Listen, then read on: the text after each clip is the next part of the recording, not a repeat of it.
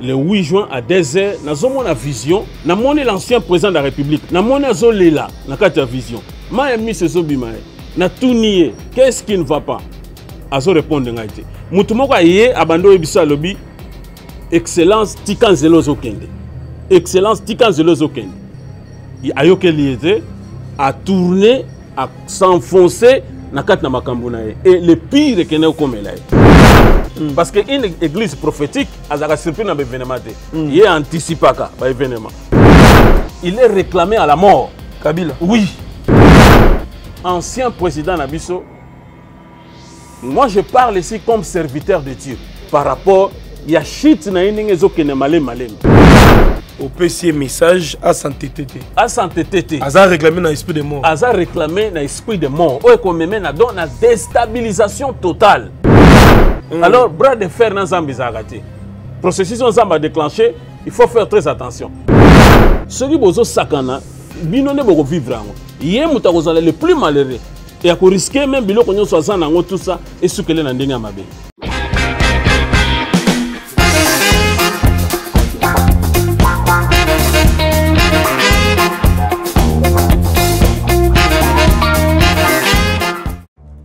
Dans les soucis de vous informer, divertir et vous former, Nouvelle Tendance votre chaîne met à votre disposition des applications, radio et télévision. Comment installer? C'est simple. 1. Rendez-vous sur Play Store ou App Store. Tapez TVNT pour la télévision et RNTFM pour la radio. Pour répondre à vos préoccupations, contactez les bureaux. Merci pour votre acte de bienveillance. C'est compliqué, en fait, Abraham... Bien-aimés dans le Seigneur, shalom. À vous qui ont un grand cœur. Bino bao mitema nzamba pesa bino mitema malamu. Mitema kusunga. Fondation Alendele na orphelinat Christ Rédempteur bana posa na bino. Bana posa lisungi na bino. Bano baboti bakenda. Bano bazala moya kotanga te. Bato bana besoin lisungi. Bino bato wala mitema malamu. To na posa ya lisungi na bino na orphelinat Christ Rédempteur, la Katia Fondation Alendel. Kanise loko. Eza yondolo bakie. Ozanzambe ya bana bitike. Yo mokolo bakie. Osungaka basi bakufela mibali. Pona nini pasi ya boye nzambe. Ils ont besoin de vous, de votre pain, de votre bouteille d'eau, de votre soutien. Et ça serait une bénédiction pour vous. Pour votre famille. Que Dieu vous bénisse.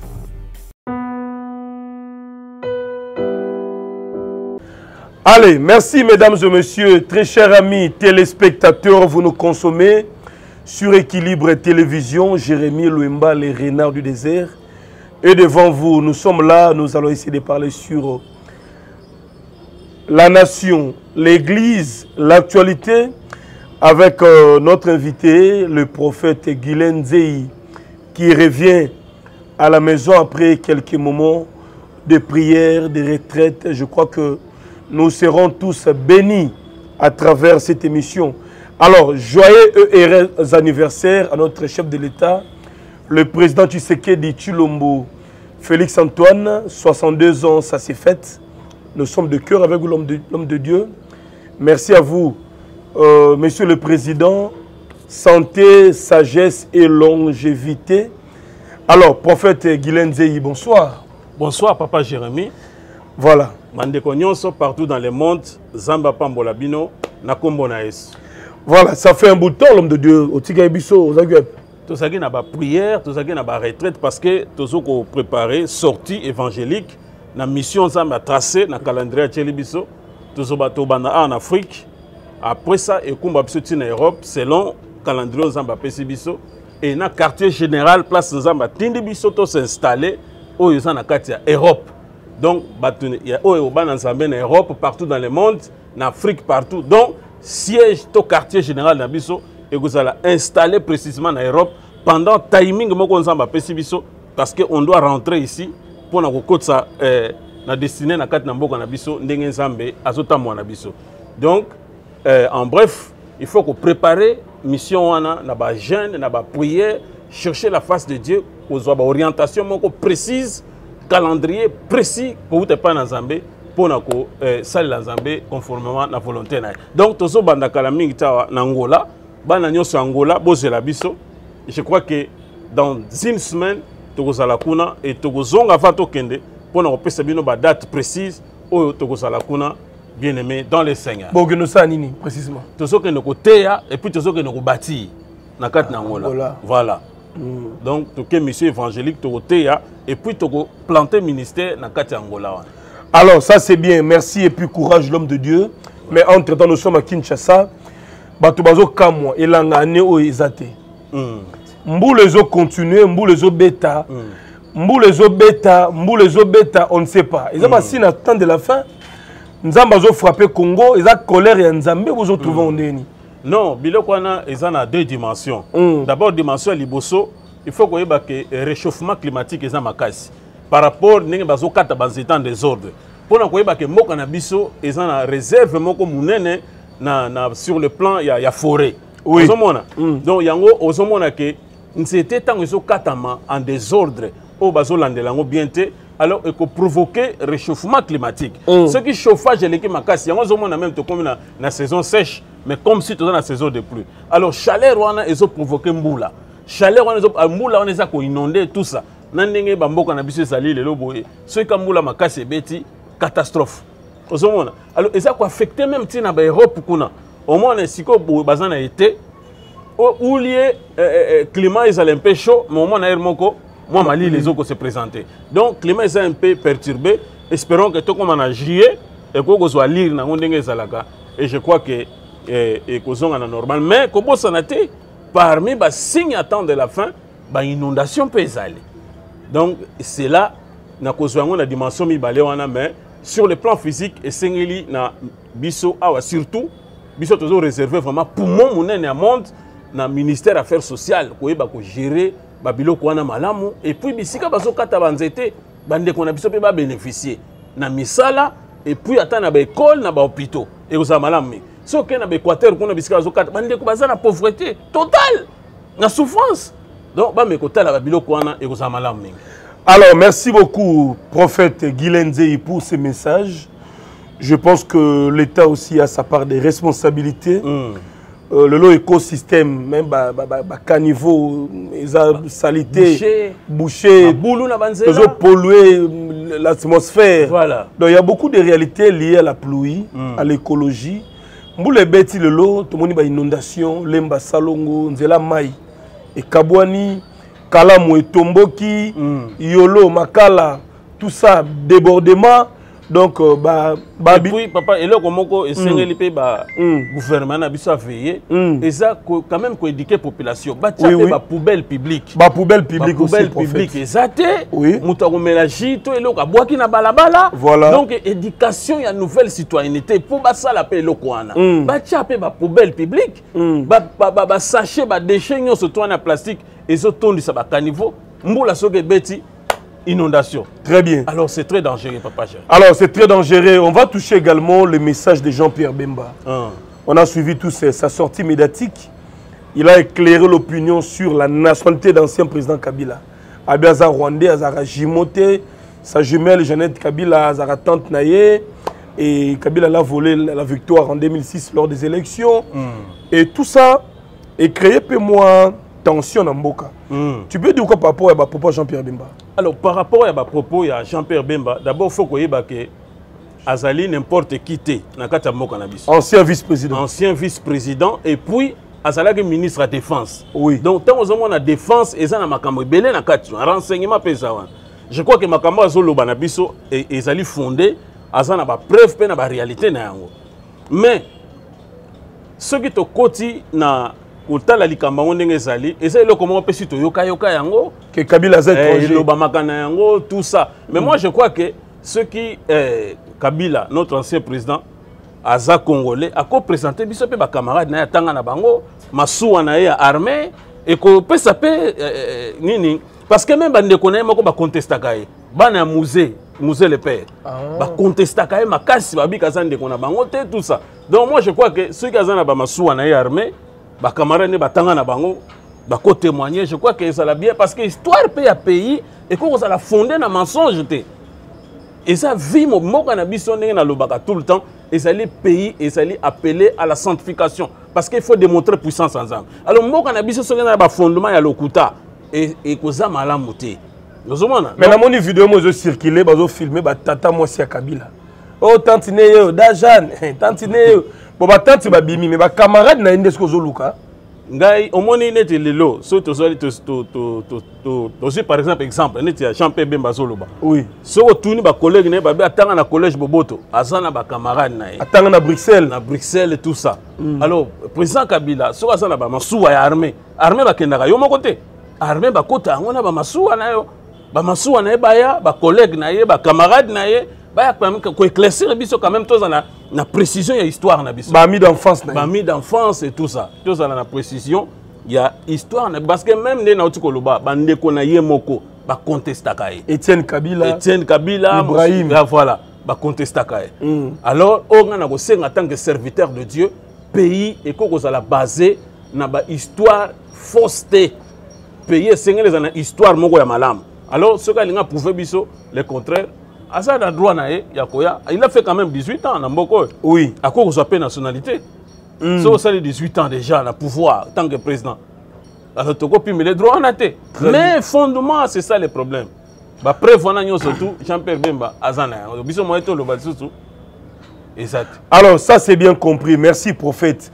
Par rapport à la rencontre entre le président Tshisekedi et l'opposant Martin Fayulu, le deux forment un duo.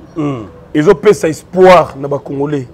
Enfin, Fayulu, elle a dit côté la vérité, elle a dit côté la gestion.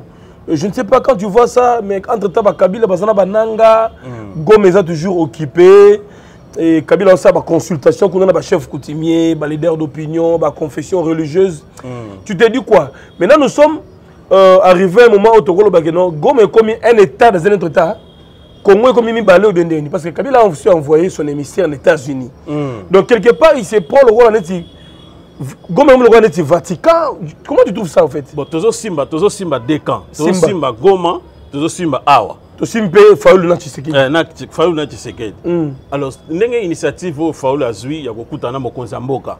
Et ça m'a bêté. C'est pour sauver la nation. C'est pour la cohésion nationale. On a besoin d'unité. Au moins, si on a divisé, ne banguna besoin d'envahir biso. Au sommet, ne banguna besoin côté la biso, besoin biso na facilité, besoin penser biso. Rencontre wana ce n'est pas mauvais. Et il y a de cela une année dans nos sacs en awa que rapprochement moko ezo salama entre union sacrée na la muka. Ba image ezali boko cha yango. Tu as surpris na ngote. Et j'ai vu dans les jours qui vont venir un rapprochement parce que j'ai vu deux jeunes politiciens, il y a union sacrée, puis il y a la muka. Ba salaki ensemble bazo tambola et Dieu m'a dit et qu'on a un rapprochement. Il y a des forces politiques mais moko na bango oyo na monaki wana entre des jeunes et c'est là qui point ses pingé na Bazin Pembe. Et mais Bazin il est réclamé chez lui. Na niveau il y a libota na ye détail mususu moyen to pesa awa c'est un peu compliqué. Ceux qui ont numéro na biso boko benga on est là disposé pour vous recevoir. Binomi balé élévation et ça quoi liboso na bino mais moko on atangi ezan la force moko à présenter. Oye ko sala était même à combien on a à ko sala makambala mte parce que à risquer de passer un moment difficile, bien aimé, dans le Seigneur. Alors, c'est un peu ça ce que Dieu nous a montré. Il y a que partager pour nous prévenir, na ba makamuni ni o ezali ko ya liboso, to prendre ba précaution. Surtout na mboka na biso, on veut nous arracher encore notre nation. Parce que une église prophétique, azaka surpris na événement té. Il est anticipaka ba événement. Donc Dieu nous a révélé ça, to ko loba yango. Na moment na kutata trace ça ekité. Mais les lois bakutani ba sololi. Donc pour na kolobake unité nationale et ça m'a bêté. Et ça li malam. Bon moko ko sangana biso so ba congolais pour na koluka ko sauver mboka na biso. Zomona papa Jérémie. Alors présence ndenge touti koloba ya ndenge président ancien président aza ko consulter ba tuna Goma si c'est pour la paix et ça malam et ça m'a bêté et ça bien. Terrain moko ça caché tant to kota na ba message to koloba ba message oyo par rapport au Molimo Santo Nenga Zotal Sabiso. Ce que ça n'a pas mabe, en tant que serviteur de Dieu, n'a que conseiller à Bimananzéléana. À Bimananzéléana. Ce qui est émissaire dans les États-Unis, n'a évité ma solo nino ya tindeli. Mais ce que ça que pour nous bloquer et là comment que c'est nous ça la mamalam pour na moka, là c'est très dangereux. C'est très dangereux. Donc Kabila ne peut pas combattre l'avancement du pays. Non, à combattre en côté. Si réellement l'ingémoko a un intérêt personnalité, tout bazan intérêt na bango mokoté. Ce qui va l'ingé intérêt ya moka mobimba. Il a déjà fait son temps. À ça la temps na 18 ans na pouvoir. Na batwana nyonso bazan na bango. Basi ba gera, to yebi ndenge ba gera. Et puis basi ba sala ba koko sala. Et loko sika ba ko memawa et ça te papa Jérémie. Osomon, oyebi exemple mo dans la Bible, il y a Pharaon. Pharaon, après avoir libéré Israël, a zui à s'entêter. Alors, non, j'en ai tout le pour nako zongi sa quand même image, ya koye ba été. Makambo zo le kana Bible, ndi yango biso tozo vivra. Exode chapitre 14. Exode chapitre 14, tozo tanga ngombango. Papa Jérémie, parce que onction mususu ya nimaka bato, eza onction ya réclamation pour na liwa na via moto. Yango zo sala ancien président. Il est réclamé à la mort. Kabila? Oui. Famille nous ont réclamé? Non, il est réclamé à la mort. L'Éternel parla à Moïse et dit, parle aux enfants d'Israël qu'ils se détournent et qu'ils campent devant Pi-Hahiroth, entre Migdol et la mer, vis-à-vis Abil Tsephon. C'est en face de ce lieu que vous camperez près de la mer. Pharaon dira des enfants d'Israël, ils sont égarés dans le pays, le désert les enferme. Vous savez, papa Jérémie, awa Zamba sa Moïse alobi yebi sa peuple israélien va se détourner ba bomba quelque part. Alobi Pharaon a koloba ete ba bungi nanzela. Cela veut dire quoi? Cela veut dire il y a l'excitation de Dieu qui va exciter Pharaon. Il y a landelelo ko yatikaki. Et puis Pharaon yemoko na motema na ye na makambo na ye a piéger pour aluka zongi c'est Israël na maboko na ye. J'endurcirai le cœur de Pharaon et il poursuivra, mais Pharaon de toute son armée serviront à éclater ma gloire. Et les Égyptiens sauront que je suis l'Éternel, et les enfants d'Israël firent ainsi. Awa Tolin Kolobake, ancien président Nabiso, moi je parle ici comme serviteur de Dieu et comme prophète. Oui. Nazo loba na qualité wana. Oui. Nazo senga na mokonzi ya mboka na biso ya kala. Et sengeli ete abima na kati da biloko wana. Ce que zo luka paix, c'est une bonne chose, mais spirituellement Dieu aussi nous parle par rapport il y a séjour na oazo sala na bisika wana zali. Alors ceux qui a lingi mboka oyo a lingi peuple congolais oyo a sali pendant 18 ans et sengeli ete akende na ye ko vendre quelque part parce que souka na ye na kati na politique et ko sala malamu te. Ceux qui a continué dans zela oyo nzamba zo l'accepter spirituellement par rapport ya shit na ndenge zo kene malembe et souka na ye e ko sala ndenge moko ya malamu te. Yango to sa ko senga ne tant que basali na Nzambe ya ko abandonner chemin ya ko luka ko bloquer processus nzamba ça déclencher na kati na mboka o.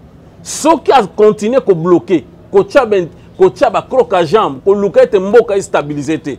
Mboka tika na ba conflit, mboka tika na désordre, na désastre et qu'on retourne contre yena bande na ye. Wana j'ai parlé comme un prophète de Dieu. Yes. Abibana biloko wana et ça qu'on réclamait comme Pharaon. Aza mutu moko na minute oyo, il faut ça la na ba prière ba repentance. Kabila. Oui, pendant 18 ans, oyo nyonso sala ki comme ya mabe tout ça atika asenge bolimbisi et tout avandi na vie na ye, a s'occuper na famille na ye, a s'occuper na ba faire na ye. Papa Jérémie. Là j'ai parlé comme un serviteur de Dieu. Alors le message est bien capté. Je pense que ma proche président Kabila Balandi Bisso, sa famille également, au PC message à s'entêter. À s'entêter. Aza réclamé dans l'esprit de mort. Aza réclamé dans l'esprit de mort. Ou qu'on me mène dans la déstabilisation totale. Oui, et qu'on déstabiliser vraiment vie na mobimba. Donc il faut abima na biloko parce que le Congo est aussi secoué dans le monde spirituel par rapport à la main puissante de Dieu. Dieu est en train de commander. Il a écouté les prières de ses enfants. Assez à côté en action. Alors, bras de fer dans Zambie Zagate. Processus Zambie a déclenché. Il faut faire très attention. Donc, il y a un moment où conseiller akoya nerero pharaon asala kité asi asali temps na ye esengeli akende kosala na ye makambo susu akoko zonga na ye aza déjà sénateur à vie même si ba retirer ba ni na ye mais on peut encore kozongisela ye yango po ete azala comme ancien président et azala respecté asala makambo na ye papa Jérémy. Alors, merci beaucoup, prophète Guilenzei, pour le message. Alors, est-ce qu'on peut garder l'espoir pour le Congo? Est-ce que le Congo est Kobunga? Est-ce que le Congo, y aura-t-il un changement? Est-ce que le président Tshisekedi pour s'en sortir, na bras de fer, na bananga, na bakabila, abeng sabango dialogue autour d'une table, est-ce que aujourd'hui on a dit masolongo? Non, président de la République, et c'est la tâche on zamba PCA, parce que azana na mandat na ko sala dialogue zamba bete. Mais esika o biso to lingité comme église comme basal nzambe que bateau ba bomi batu o ba moni batu musolo ba ninga batu lokola banyama bino bozwi minduki boye po bo matela baninga bo bandi ko boma bango bo bandi ko massacrer bango bazo violer ba mama bazo boma obi image moko il y a 2 jours passés bazo tirer mutabou portant comme ça bazo filmer alors babilo kandengwana yo sali bongo po ya kozwa pouvoir. C'est là où biso toza kote le mela yango. Yes. Mutu moko tako kozwa minduki abimi mutu makasi po aya waya kozwa pouvoir. Aba na ko konzape batu na makila na maboko na ye. Là biso tozala d'accord ti yango tesi mokonza mboka il faut consulter Dieu. Akopeso mayele ya kotamusa mboka o. Mais soki bo vandi susu na bango bo kaboli gérance wana biso basala nzambe on va s'élever. Nous allons fermer le ciel. Beaucoup ça na confusion, beaucoup gouverner beaucoup côté et jusqu'à ce que le lit de Dieu viendra pour nous relever mbokao. Donc c'est là où nous sommes catégoriques papa Jérémy. Mutu moko tako la mukaba no matela baninga. Donc batwana nyonso ba papa na bazo kima na biloko na mutu, bazo kima na ba charge, bazana valeur te. Bazana makila wana ezo sopana. Ezana valeur te, bangonde bazana valeur. Là nous disons non et le président prend ta responsabilité. Il faut que vous allez entourer na bateau baza na spiritualité. Ceux qui collaborent avec Dieu. Pour pas payer son maïe les rotam samboka. Sinon à la fin et toko souka et bino nyon surtout vous allez évacuer pour na mboka ezala relever papa Jérémy. Mais espoir na mboka ezali. Espoir ezali. Espoir ezali. Parce que spirituellement Zambia c'est telemi. Zambia c'est telemi pour na ko si sa guerre parce spirituellement guerre c'est celle. Amen. Ouais. Tout ce qui est na souka guerre. Et je crois que Mboke vous allez relever. Le président doit être fort. Tant qu'on assume poste à présidence, il faut que vous allez fort. Habitude à Lukanzambe. Parce que Mboke dirigeant est sans Dieu. Voilà. Voilà. Alors merci à tous et à toutes. Merci à mon vieux, le célèbre Dien Nzundu na Washington. Il y a Louis Zombala de Madrid. Président Pedro Moutou, leader à jeunesse.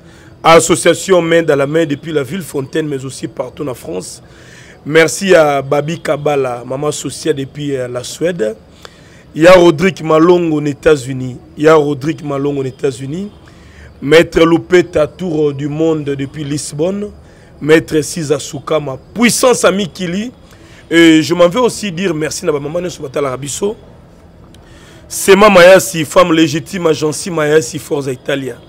Mimindou, mes femmes de luxe depuis l'Allemagne, soient également bénis. Alors nous sommes arrivés à la fin. Vous avez un message pour Namboka, aux révélations. Bah message Ezali. Nous avons quelques messages à partager. Rapidement. Message à Liboso, c'était le 8 juin à 2h du matin. Le 8 juin à 2h, nous avons une vision, nous avons un globe terrestre. Dans le globe terrestre, nous avons fixé clairement et fixé dans la carte de la République démocratique du Congo. Et tant qu'on a fixé carte, na moni le boko moko, le boko wana et se poser les colons nation. Et voyez Isaïe 59 premier verset. Ce que Isaïe 59 premier verset, au comment était la main de l'Éternel n'est pas trop courte pour sauver. Yes. Et la voix m'a dit Dieu a exaucé vos prières. Yango mona tche le boko na likola mboka na bino et azo prendre contrôle c'est quoi la situation nyo surtout. Ndenge toso kendebo il y a 2 mois, j'ai annoncé ici le retrait des troupes rwandaises. Ba image ezali. Ndenge toso kende dans quelques jours, c'est là et que ça l'effectif bako bima pe na ko libérer mboka na biso. Yango to senga na ba konza mboka, c'est le temps ya koyoka nzambe et puis d'appliquer l'ainsi dit le Seigneur.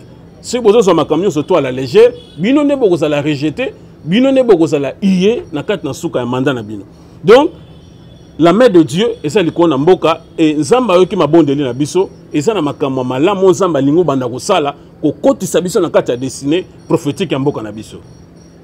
Et deuxième vision, Papa Jérémie, na moni l'ancien président de la République, na autant PC conseil tant que homme de Dieu, na moni azolela na kati ya vision. Ma emi sezo bimae, na tout nié, qu'est-ce qui ne va pas? Azo répondre ngaité. Mutu moko yé abando ebisa lobi excellence tikan zelozo kende. Excellence tikan zelozo kende. Ayoke liete a tourner, à s'enfoncer na kati na makambo na ye. Et le pire que ne komela ye. Yango moni avant na pesa message on appelle ça que conseil na entourage na ye. Celui bozo sakana bino ne boko vivre ngo. Yé muta kozala le plus malheureux. Et à risquer même biloko nyo soza nango tout ça et sukele na ndenga mabe. Donc si Dieu parle, c'est pour préserver l'homme de la mort. Nous sommes des passagers. Il a fait son temps. Na batuna nyo surtout bolo banaye pour nako prévenir mabe comme elle a dit. Et le dernier message c'est à l'église. Il y a monsieur papa Nabiso Deniles. Na moni 3 fois. Bon on a détaillé na moni la kesate. Mais je crois que ce aux numéro na e to tin de la message. Moni ndeni mutakala ou moni ndeni papa ça la. Mutakala 2 fois. Deniles. Pour tous ça un peu clair et puis il faut respecter aussi les téléspectateurs. Ezaki vision tegindo tout. Vision. Vision nocturne. Vision nocturne. Et puis troisième Ezaki Yamabe Makasi wana na ko lobangote. Non, son na lobi ça bien té. Asa mukolo faut du respect. To continue le message. Omoni bongo sko après Denis. Na vision na yo pose laki. Troisième message. Yo pose laki. Na Denis. Ozalaki wana. Tant on a lobby yango yo obi obombami et ça le somme. Tant on a zo lobanaye na kata vision. Et c'est là qui au somme. Alors moi je crois que comme c'est un message ou bien ce qu'on a numéro na to comme c'est là. On peut parler ici mais ils ont un accord de Christ ba misuba oloba pourquoi oza ko étaler boye pona ni lukaye ozomo na biloko ne faut un peu modération mais ozali ya alerte oui ça papa na biso que Zambe azana besoin na ye. Papa na biso Deniles. Zambe azana besoin na ye. Zela zo kende faut faire très attention parce que kola mukolo moko nyonso ya ye baby. Et c'est très dangereux. Nous sommes tel que quoi? Et ça même na kati na vie na ils en danger. Vie ne mo kesanda. Mais na mona ka yoso la kana et so za numéro na opesinga na benga eh. Allez vuluzi Deniles na pesi mbote. Donc je les messages moni mutakala ko ka moi, ils ont mauvais signe. Mais ça signe malamu te na détaillé te. Détail ça ebele na kati. Kaka mo muke wana na pesi. Moni ba mutakaliser ton deni. Message non papa. Merci beaucoup Nabandeko Batali Bisso. Le boss c'est Patrick Malouavengi, agence de fret Global Express, na niveau à Château Rouge. Beta Tourkuna, envoie tes colis. Paris vers Kin, Paris vers Luanda, Paris vers Brazza et vice versa, avec tranquillité et rapidité au CPLI. Bandeko Basala ba commande en ligne chez Zara, Dubaï, Chine, Turquie. Zobi loko pesa na Global Express na Château Rouge amemango na mboko zali avec tranquillité. Pour biloko mingi zo bunga bato na agence Timba Zala Maele. Nous sommes arrivés à la fin mbote na Gérard Saddam na Manchester. Président Pedro Moutou leader à jeunesse à association main dans la main na Pesio Mbote. Merci na bato tout balinga biso. Maître Siza Soukama puissance ami Kili Serge Loko qui le mannequin à Paris. C'était Jérémy Lemba. Avec papa Guylaine Zei, l'homme de Dieu, le prophète. Numéro de téléphone? Numéro Nabiso Ezali, plus 243 85 18 55 709. Plus 243 85 18 55 709.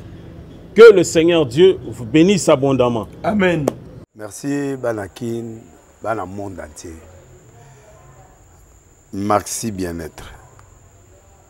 Sougala café, logo na mêlé logo mais logo est amabé.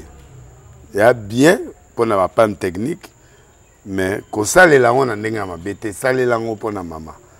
Ba célibataire to lingi bino ate. So maka boma mukolo bala. Pourtant mzo ba produire ngo soute. Merci bien-être yango yo.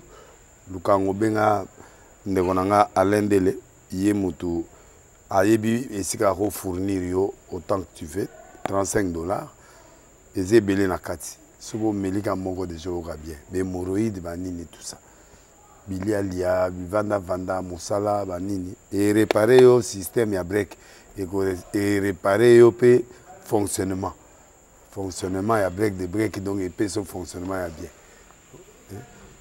to comme ba congolais toujours gagner ba match aux ba défaite pas technique en plein match c'est pas bon zongela eloko ngana c'est éviter de dire surtout ba pasteur bolingo mela boyawa bobenga penda alendele na numéro na ye po bobenga po bozeloko c'est important traitement poison anti-poison yango yo ne ba mususu meli yango avant kende obima o mela ngo ça 2 jours ata bateli loko moi cuire mon quoi c'est bon oyo pe anti-poison donc soko ata ezala kati elongolango alendele mikolo somme n'habité mindele yango ba pese biloko ba udia po biloko yango bendeza ya solo mikolo ba tchaka poison ato la famille te ato za problème na mutu te jalousie car do ba produit yango na ya anti-poison oyo pe anti-poison donc benga alendele à partir na ye ayibindeni oya ozwango nzambe na nga pambola bino